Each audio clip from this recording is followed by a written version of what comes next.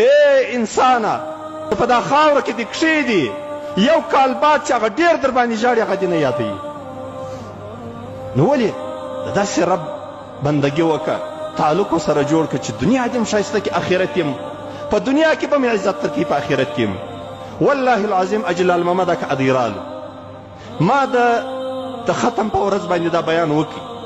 په سند کې وایي یو سړی و قرآن شریف یې وایي موږ په تبلیغ ورغلي وو، وایي قرآن شریف یې وایي نه زده کېدی، ټوله ورځ به دا قرآن شریف په لاس کې نیولی و. اخیر وایي علما ورته وویل چې ته د دغه قرآن د زده کولو څه عاجزه یې نشې زده کولی، بس دا قرآن مخ ته کښېږده، دا بسم الله ورباندې وایي، بسم الله الرحمن الرحیم، وایي بسم الله یې هم نسو ویلی. وایي اخیر بیا دا قرآن ورته پروت و، دا ګوته بیا په تېروله، حق الله سچ الله دا تورې بیا ویل، حق الله سچ الله دا تورې یې باندې ویل. وایي موږ ورغلو قبر جوړو، موږ دا قبر د چا دی؟ وایي دا یو دونه ولي ولي تېر سوی دی، خلکو کیسه وکړه. وایي چې وفات سو قبر مو ورته وکښی، والله دا ټوله علاقې شاهدي ویله چې د قبر د خاورو سه یو قسم خوشبیانې راپورته کېدلې. دا دونه مهربانه ذات دی.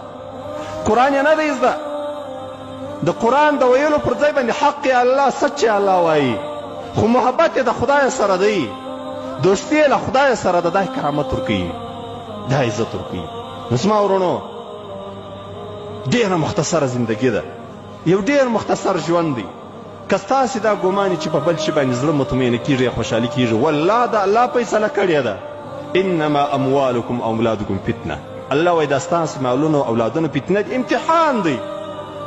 دا اولاد دا مال سړی و درواغو ته مجبوره کوي، و پډې ته یې مجبوره کوي، و دوکې ته یې مجبوره کوي، و سود ته یې مجبوره کوي، و قتل ته یې مجبوره کوي، و د دنیا و ظلمو ته یې مجبوره کوي. نور چیش خلک غواړي؟ دا خلک چې دا قتلونه کوي نو څه وایي؟ په قتل خو سړی نه مړېږي، خو د مال لپاره قتل کوي. قتل خو چې کوي خو د پیسو دپاره یې کوي، قتل چې کوي خو د عزت دپاره یې کوي، قتل چې کوي خو د دې دپاره کوي چې زه معتبره سم، مطمئن سم، زړه مې غني سي. خو الله په قرآن کې دا ویلي الا بذکر الله تطمئن القلوب. ای مؤمنانو د الله په ویلو باندې الله الله الله استغفر الله الله اکبر سبحان الله د دې په ویلو باندې به ستاسې زړونه مطمئن سي. الا بذکر الله تطمئن القلوب الذين آمنوا وعملوا الصالحات، هغه کسان چې ایمان یې راوړي، نیک اعمال یې ترسره کړي، طوبی لهم وحسن المآب.